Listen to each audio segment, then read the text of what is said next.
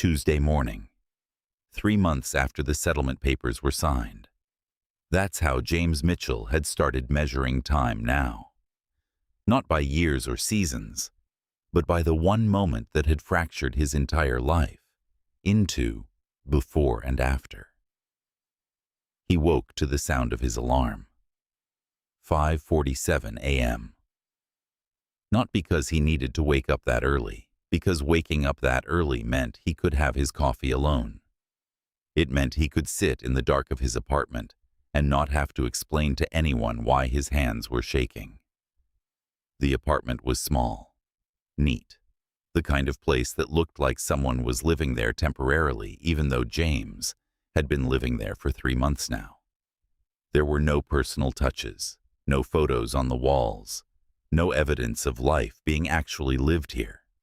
It was a space designed to contain a man who was trying very hard not to take up any room. He showered. He put on the same white button-down shirt he'd worn to business school 10 years ago. It still fit. He'd kept himself in good shape. The kind of thing men do when they're trying to prove that even though their life has fallen apart, they're still handling things, still in control, still fine. He wasn't fine, but no one at work knew that. No one at work knew anything about him, actually. They knew he was competent, that he showed up on time, that he closed deals, that he was the kind of person you could count on to make the hard decisions without getting emotional about it.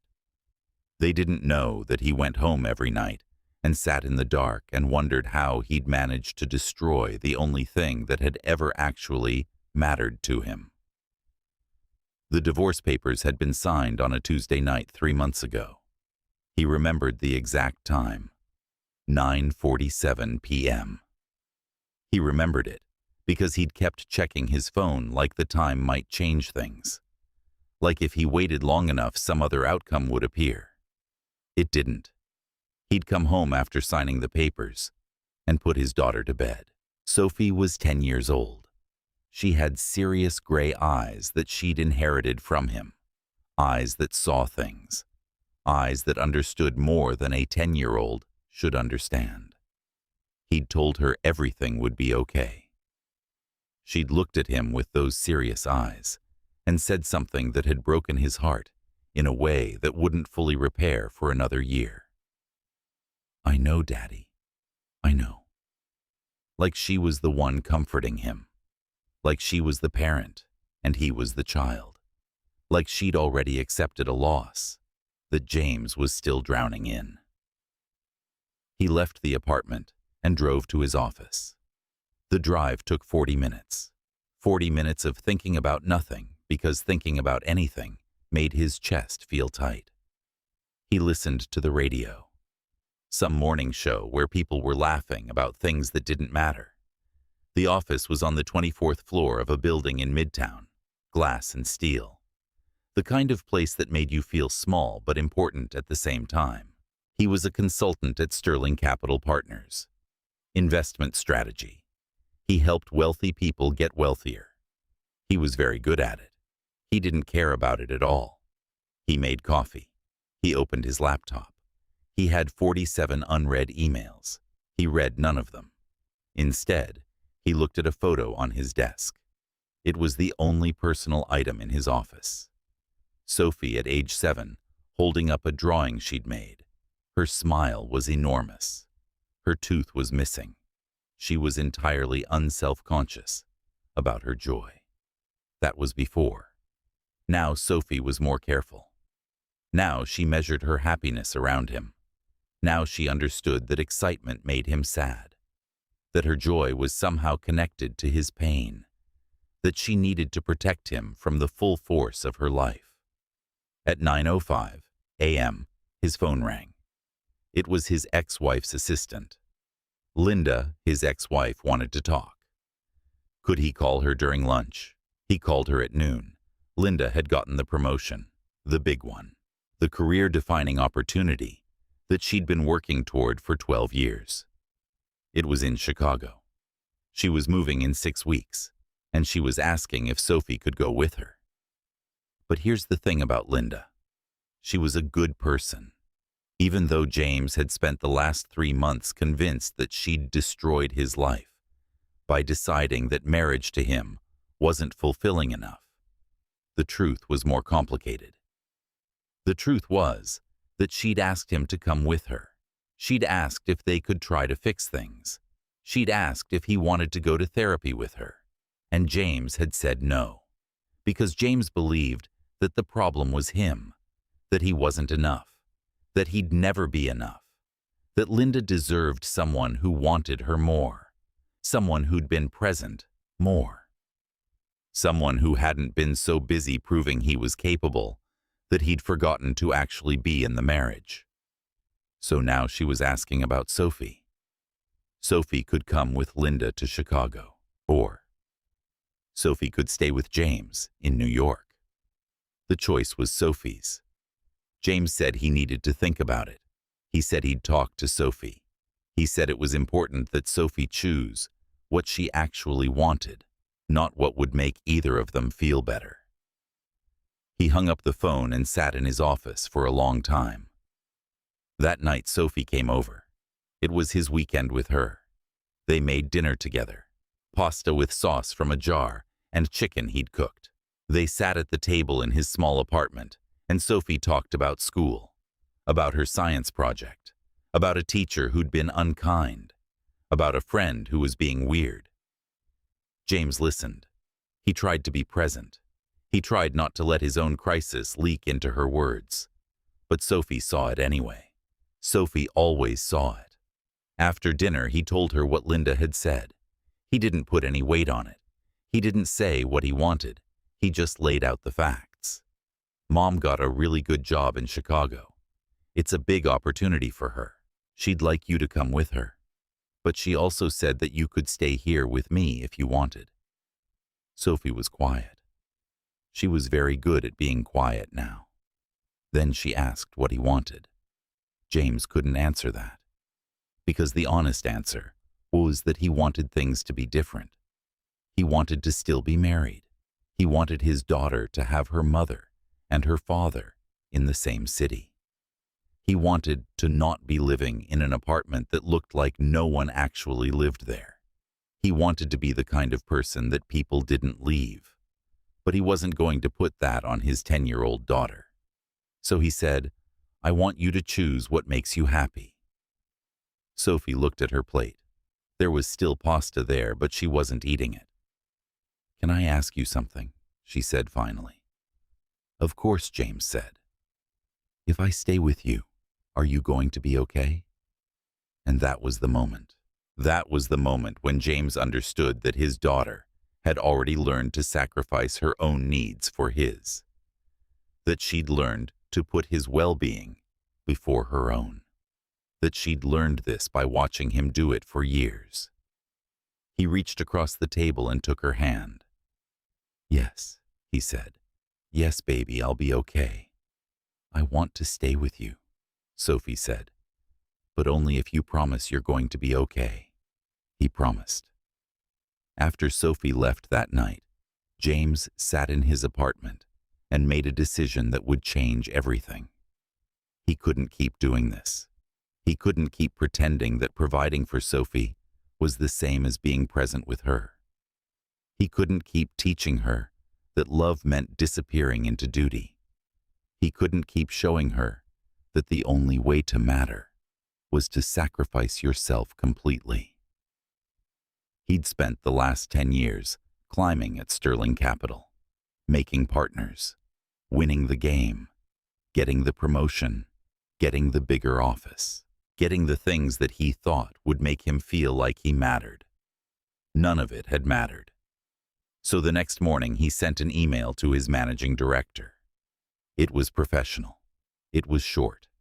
It said that he was resigning effective immediately. He didn't explain. He didn't make excuses. He just stopped showing up. For the first time in 10 years, James Mitchell didn't have a job. He spent the next 3 weeks doing freelance consulting, 30 hours a week, enough to pay rent, enough to not feel like he was losing everything. but not so much that he was still disappearing into work. It was during those 3 weeks that Sophie asked him what he wanted to do with the settlement money. A significant amount from the divorce. Enough to change his life if he was smart about it. Enough to pay off debt or invest it, or just let it sit in an account while he figured out what he actually wanted. He told her he wasn't sure yet. He was still figuring things out. Sophie had gotten quiet in that way she had. The way that meant she was thinking about something important. Then she'd said something that made him stop breathing. "The one thing you never let me do," she said. "Pick out a car. With you." Because it was too expensive. James had looked at his daughter across the table, and he understood something he hadn't understood before. She wasn't asking for expensive. She was asking for time. She was asking for the experience of choosing something with him. She was asking for presence. He'd said yes before he understood the full weight of what he was saying yes to. The next morning, James looked up luxury car dealerships in New York. He found Prestige Auto Gallery. He made a preliminary appointment for the following Tuesday. He didn't know that this decision would force him to become visible. He didn't know that being invisible wasn't something that happened to you. It was something you chose. And he didn't know that saying yes to his daughter would eventually mean saying no to the only identity he'd ever had. All he knew was that Sophie had asked for something real, and he was going to give it to her. Tuesday morning. The morning of. James woke early. He could feel the nervous energy in his body before he even opened his eyes. Not anxiety about buying a car. Anxiety about walking into a place where he didn't belong and asking for what he wanted. He'd spent his whole life not asking for what he wanted. He'd learned early that the best way to be safe was to be useful, to be the person who provided, to be the person who didn't make demands, to be the person who could be looked through without disrupting anything. He showered. He chose his clothes carefully. The white button-down from business school, the khaki pants that fit fine but had clearly seen better days, brown leather shoes scuffed at the toe, no watch, no jewelry, no signals of wealth. He wanted to be honest about who he was. He drove to Prestige Auto Gallery early. He wanted to understand the space before actually entering it. He sat in his car in the parking lot for 8 minutes, watching people arrive. Expensive cars, expensive clothes, expensive haircuts. All the signals of people who belonged. Then he got out of the car and walked toward the entrance. Prestige Auto Gallery was by design an experience before it was a dealership. The moment you walked through the door, you understood that you were entering a space that didn't belong to normal people. The ceilings were 20 feet high. The floors were Italian marble pale and veined like expensive paper. The cars weren't just parked. They were displayed, lit from below and above, like works of art. There were no price tags visible. The thinking was simple. If you had to ask the price, you couldn't afford it. James stood just inside the entrance for a moment and let the space settle around him. He felt the weight of not belonging. He felt the weight of being assessed before being seen. The security guard was a large man named Marcus. He looked James up and down once. Then he shifted his weight slightly into the center of the entrance path. "Help you with something?" Marcus said. It wasn't a question. It was a checkpoint. James looked up at him without breaking stride. "I'm here to look at cars." Marcus's eyes traveled the length of James again deliberately, the way a man does when he wants you to know he's doing it. "This is a private showroom," Marcus said. "Most of our clients schedule in advance." "The door was open," James said. "Most clients don't just walk in," Marcus said. "I'm not most clients. James said. I'm just a man who wants to look at cars. He stepped around Marcus with the quiet confidence of someone who'd learned a long time ago not to ask permission to exist in spaces he had the legal right to occupy. Marcus watched him go. He didn't stop him, but he did pull out his radio. Inside the showroom, there were a few sales associates at desks near the east wall. A couple standing near one of the cars, probably in negotiation. And then there was Chloe Adams. She assessed James in the space of a single second.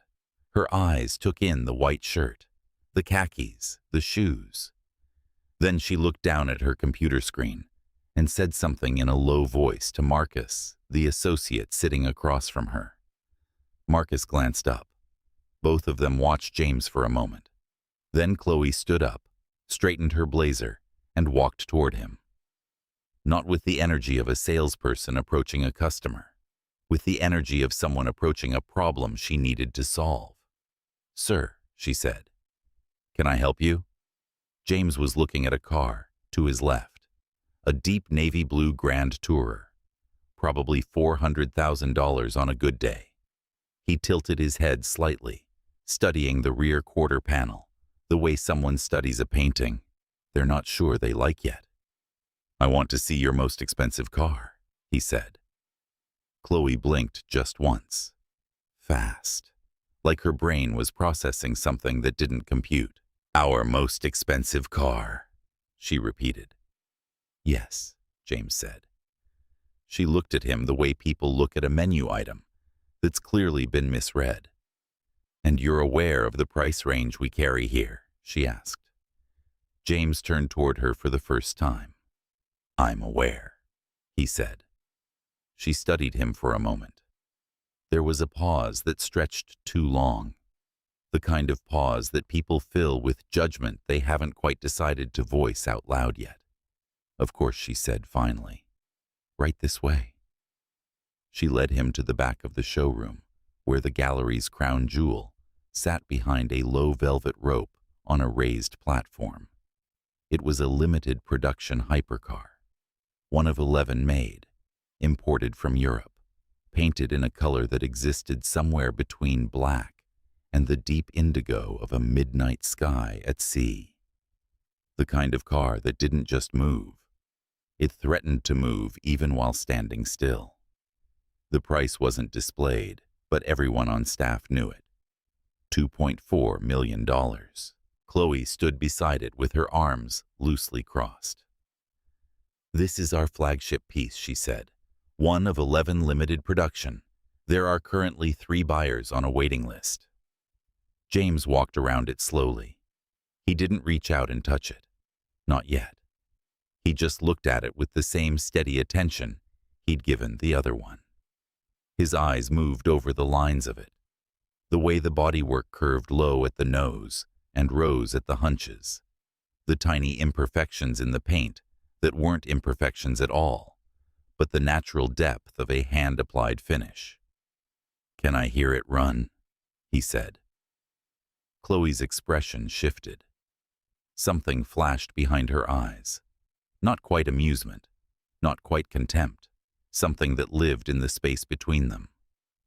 "We don't typically start vehicles for browse customers," she said. "Our standard process is to schedule a formal test drive after verifying purchase capability." "I'm not asking for a test drive," James said. "I'm asking to hear it run." "That's not something we do," she said. Her voice had gone flatter now. The professional warmth she'd started with had been dialed down like a thermostat. "I can show you our brochure. If you'd like to schedule a proper appointment, we can certainly set that up." "Who's the manager on duty today?" James asked. "Excuse me," Chloe said. "The manager," James said. "I'd like to speak with them."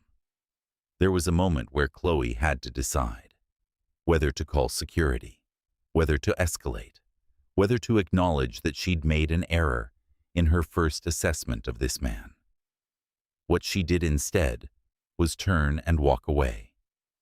She didn't say she was going to get the manager. She just left him standing there.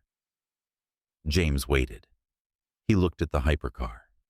He thought about Sophie, about her serious gray eyes, about the fact that she was learning to protect him by not asking for too much, about the fact that she was learning this by watching him do the same thing for years, about what it would mean to show her that asking for what you wanted wasn't rude, that expecting to be treated with basic respect wasn't arrogant, that sometimes the people who were supposed to serve you needed to be reminded that you were a human being.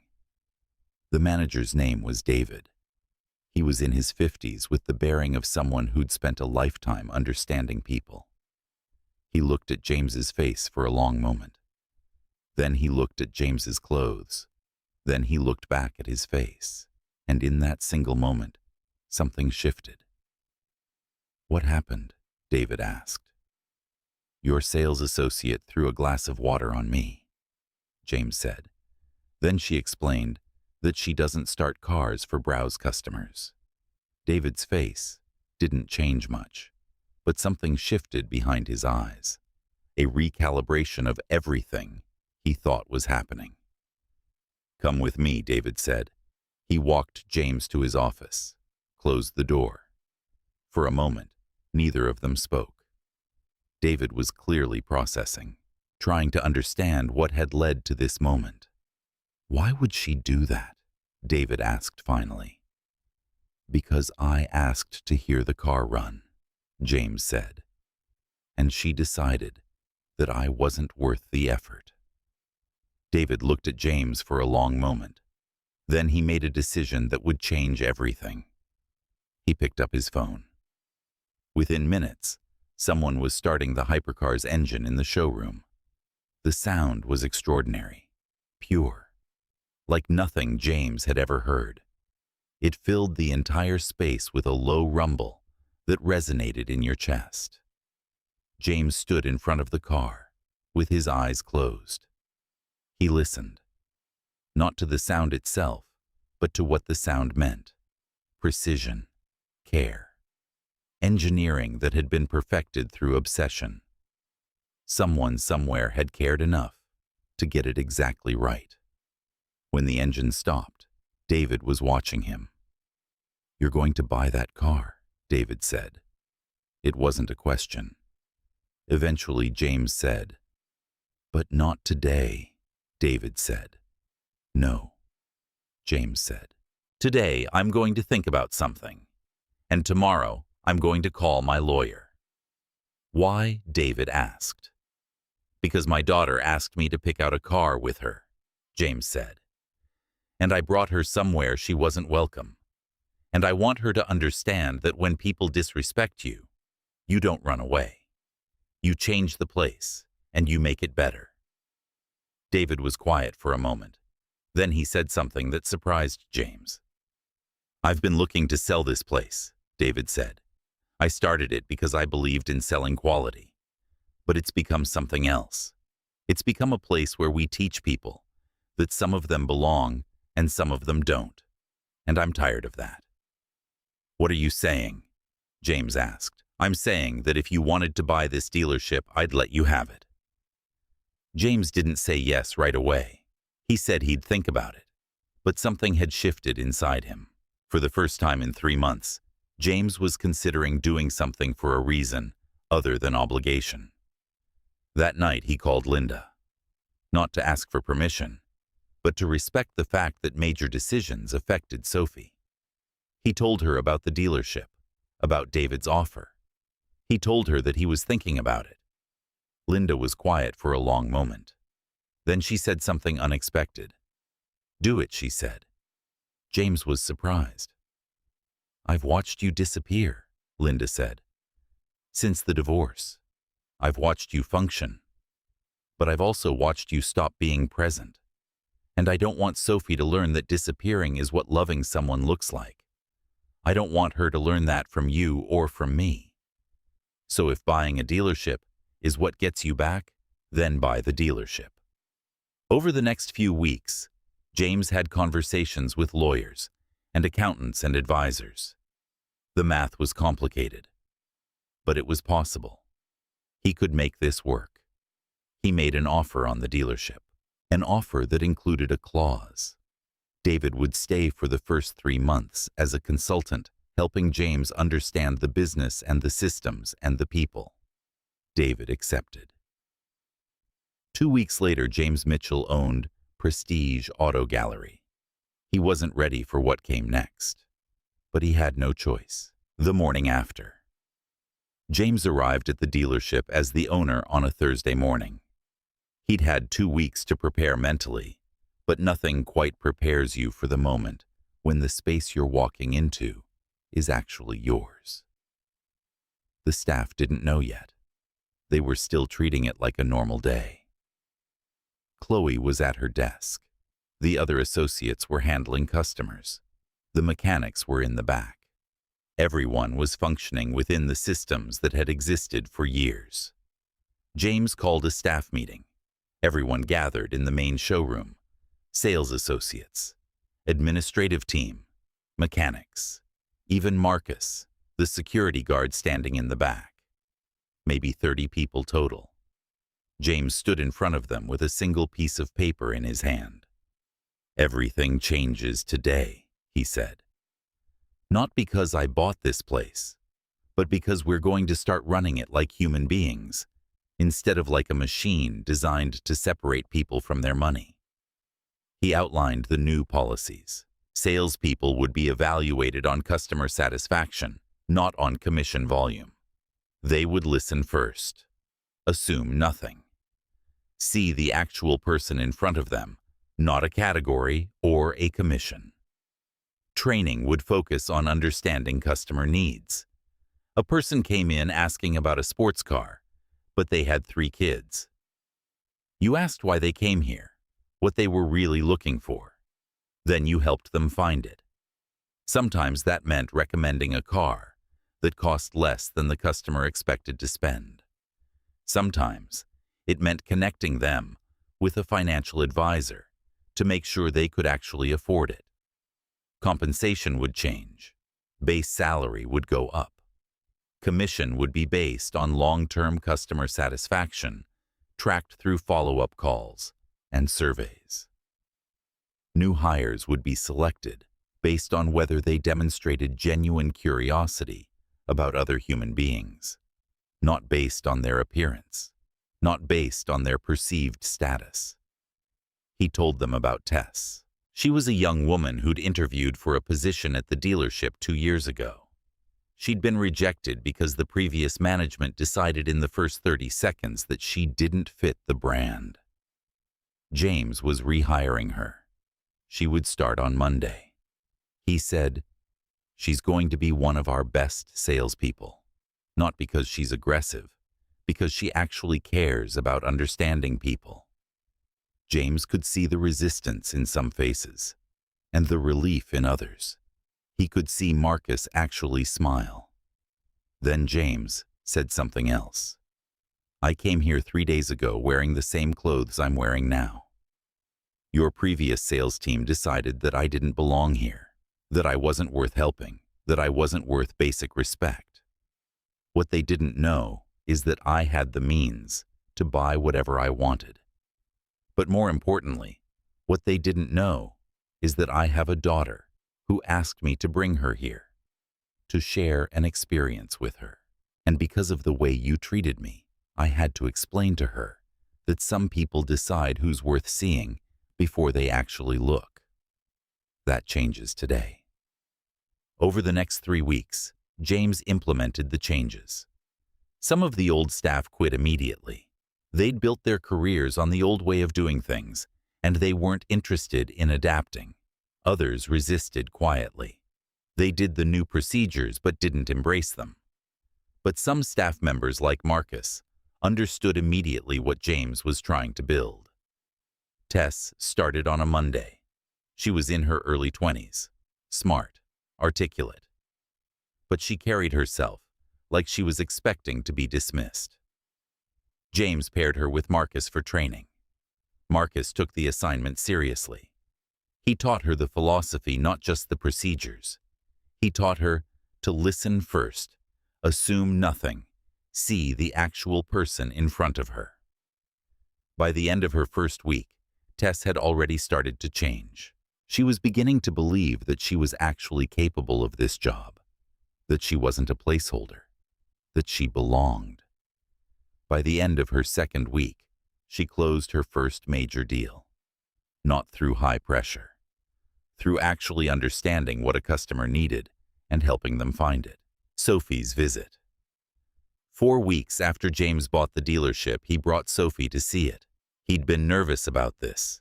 He wanted her to understand what he'd built, but he also didn't want to pressure her, didn't want her to feel like she needed to be impressed or proud of her father.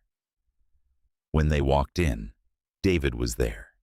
He'd been consulting for the last month, teaching James the mechanics of the business, but also teaching him something deeper about ownership and vision. When David saw Sophie, he treated her with genuine respect. Not the condescending kindness that adults usually showed children, but actual respect. He asked her if she was the one who'd requested the car-picking experience. Sophie confirmed. David nodded like this made perfect sense. Then he said something that struck James deeply. Most people never ask for what they actually want. David said to Sophie, they ask for what they think they should want. You asked for something real. David led them to the back of the showroom where the hypercar sat, the same car that had started everything. Sophie walked around it the way her father did, carefully, respectfully, like the car was a person with a story to tell. Can I hear it run? She asked. David looked at James. James nodded. David started the engine. The sound filled the showroom. Sophie closed her eyes, just like her father had done. When the engine stopped, she opened her eyes. That's what perfect sounds like, she said simply. Later, as James and Sophie walked through the dealership, they passed Tess's desk. Tess was on the phone helping a customer, but when she saw Sophie, she smiled. She finished the call and stood up. Are you the person my dad told me about? Sophie asked. The one everyone said wasn't good enough. Tess looked at James, then back at Sophie. Yeah, Tess said. I guess I am. Sophie extended her hand formally, like she was making an important business deal. My dad says you're important, Sophie said. He says you're changing everything, just by being yourself and letting people see you. Tess shook her hand. Your dad's pretty important too, Tess said. I know, Sophie said seriously. But sometimes dads need to be reminded. Sometimes dads are so busy trying to fix everything for everyone else that they forget they also need people to see them. So I'm reminding him. James felt something shift in his chest. His daughter, 10 years old, had understood something he was still learning. That being seen isn't weakness. It's the whole point. Before leaving, Sophie asked to sit in the hypercar. James lifted her into the passenger seat. She sat there for a moment, quiet, looking at the controls and the interior. Then she asked, Is this why you came here that first day? James nodded. Sophie nodded too. It's a good reason, she said. They left the dealership as the sun was setting. Sophie talked about the car, about Tess, about the fact that she thought her dad was building something important. But underneath her words was something deeper. The understanding that her father was finding his way back to being visible, that he was choosing presence over disappearance. As James drove home, he thought about what David had said about asking for what you actually wanted. He thought about how his daughter had asked him not to fix things, but to be present, to experience something together, to let her see him making choices. He'd said yes to that request. And it had changed everything, the growth. 3 months after buying the dealership, James could see the changes taking root. The customer satisfaction scores were rising. Repeat business was increasing. Staff turnover had decreased. More importantly, the energy in the space had shifted. Chloe eventually quit. She couldn't adapt to a system that rewarded listening over aggressiveness. Victoria transformed into a mentor. She started to understand that genuine customer service created more sales than manipulation ever did. Marcus became James's de facto second in command, helping implement new approaches across all departments. Tess, after 3 months, had become one of the top salespeople at the dealership. Not because she was the most aggressive, but because customers trusted her. They felt genuinely heard.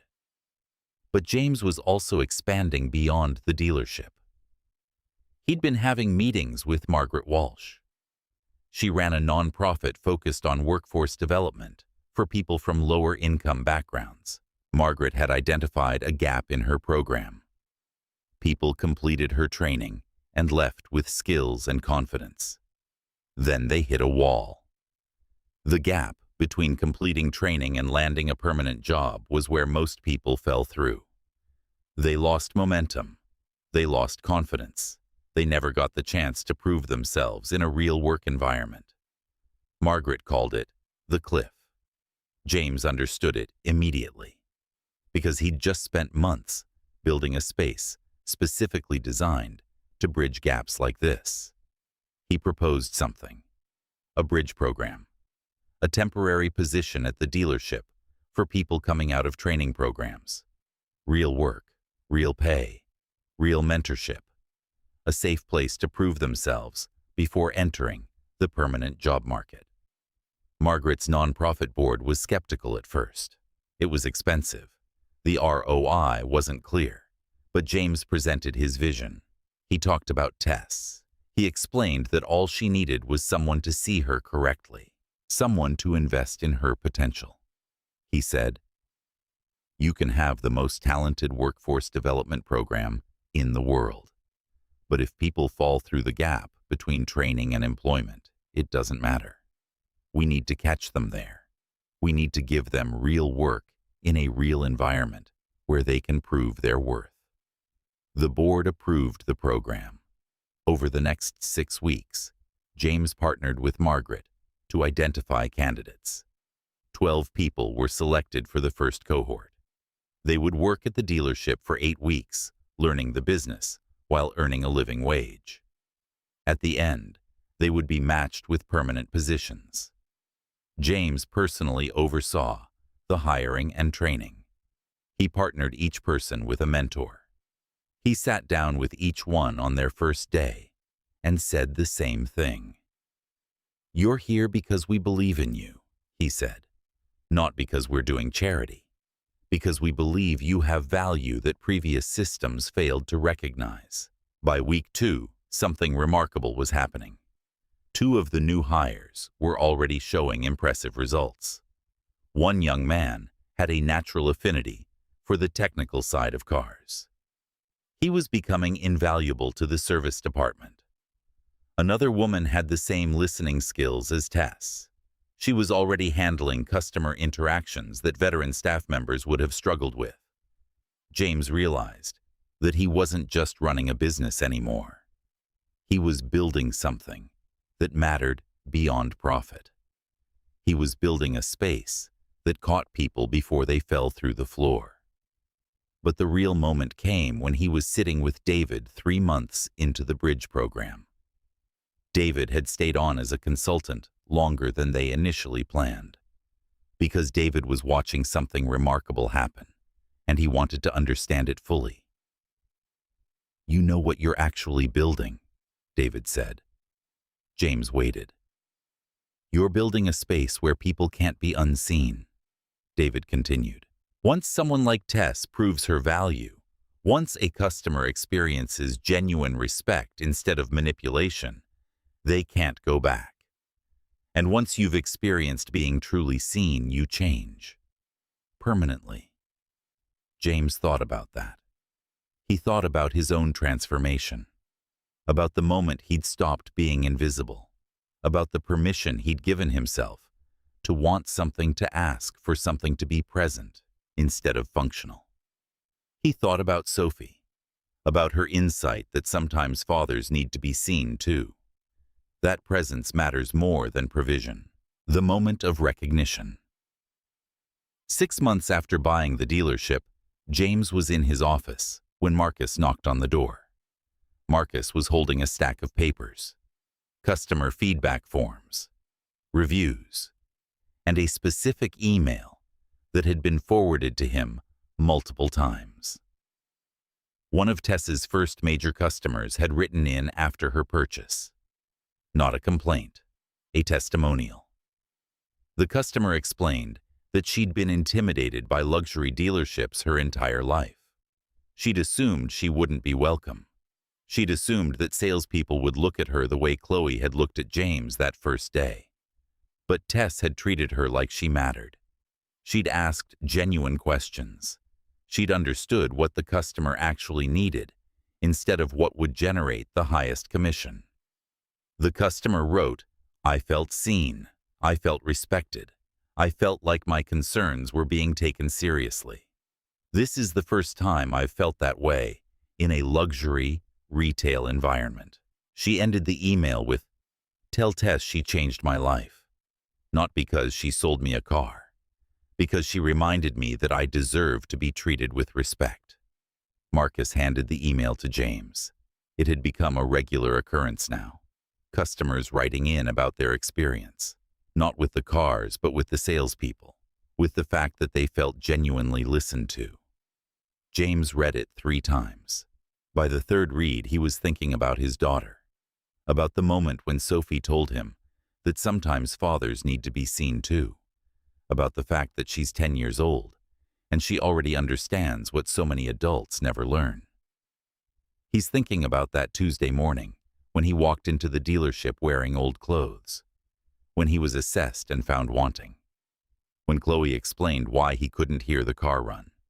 And he's thinking about David, about the moment when David asked him why he wanted to hear the car run. When David asked a genuine question instead of a categorical one. That question changed everything. James called David and asked him to meet for coffee. They sat in a small cafe near the dealership. David looked different now, lighter, like someone who'd found peace in stepping away from something that wasn't serving him. James showed him the email. David read it and smiled. "This is what you built," David said, "when you decided that listening was more important than selling." "But here's what's remarkable," James said. "I didn't invent this. I just created space for it to exist. Tess had these skills all along. The customers were always hungry for this kind of respect. The previous space just made all of that invisible. All you did," David said, "was refuse to be invisible." James thought about that phrasing. Refuse to be invisible. Not fight to be visible. Refuse to accept invisibility as inevitable. David continued, "Most people spend their whole lives waiting for someone to see them correctly. You walked into a space designed to make you invisible, and instead of accepting that, you changed the space." "I didn't do it alone," James said. "No." David agreed. "You had help. Your daughter asking you to be present. Margaret creating the bridge program. Marcus believing in the new vision. Tess proving that all she needed was someone to see her worth. But you're the one who refused to accept invisibility. That's rare." The return. 1 year after buying the dealership, James had the chance to return to his old life. His former boss at Sterling Capital called him personally. They wanted him back. They'd create a position. Title, salary, everything. The kind of offer he would have killed for 3 years ago.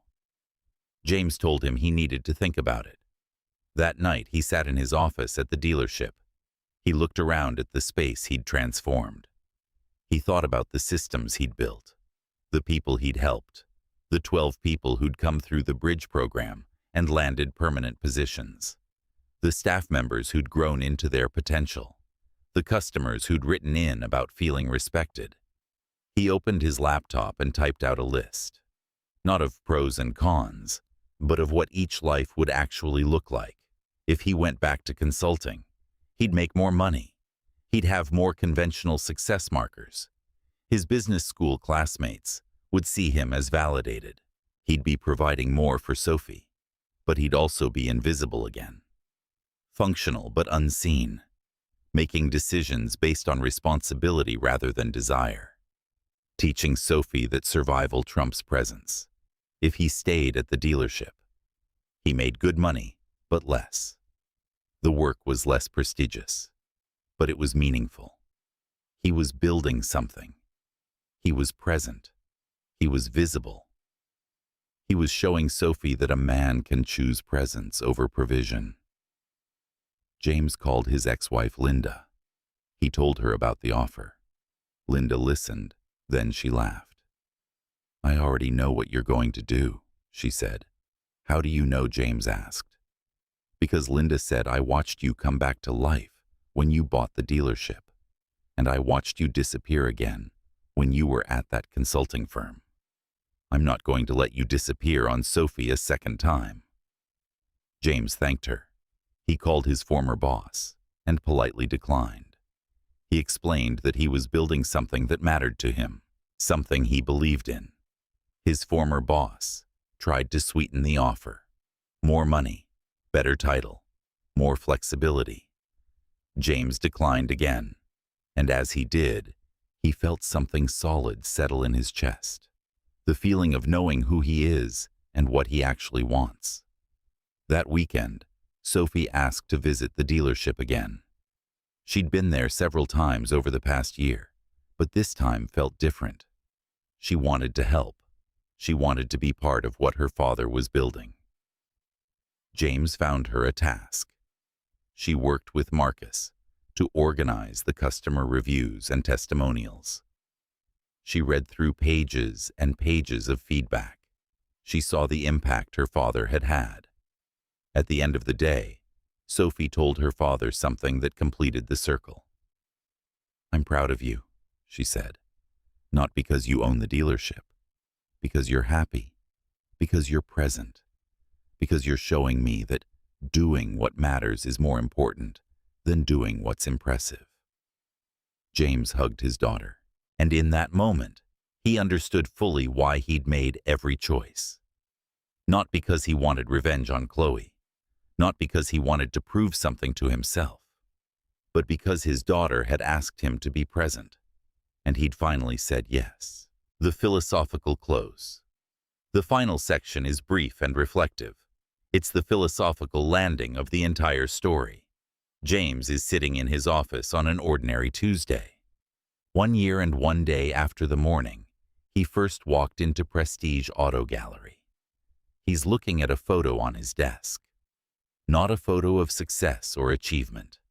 A photo of Sophie at the dealership standing in front of the hypercar, smiling like she's understood something important. He thinks about the glass of water that Chloe had thrown. Not with anger now, but with understanding. That moment was a test. Not a test he passed by fighting back or proving her wrong. A test he passed by refusing to let the system define him. He thinks about David, about the man who saw him correctly in a moment when everyone else was assessing him, about how one person's genuine recognition can change the entire trajectory of a life. He thinks about Tess, about how she transformed when someone decided to see her potential instead of her appearance, about how that transformation rippled out to customers, to staff, to families. He thinks about Sophie, about her wisdom at age 10, about the fact that she understood what James was learning, that being seen is not a luxury, it's a necessity. It's the foundation of actually living instead of just functioning. And he thinks about the bridge program, about the people coming through proving their worth, landing jobs, changing their own lives, about how a single decision to build a space that catches people instead of letting them fall creates impact that keeps multiplying. Some people spend their whole lives waiting to be recognized for who they are. James Mitchell had walked into a room full of people who looked right at him and saw nothing. And the only damage done was to the people who had failed to look correctly. Because character it turns out, is not something that can be thrown water on.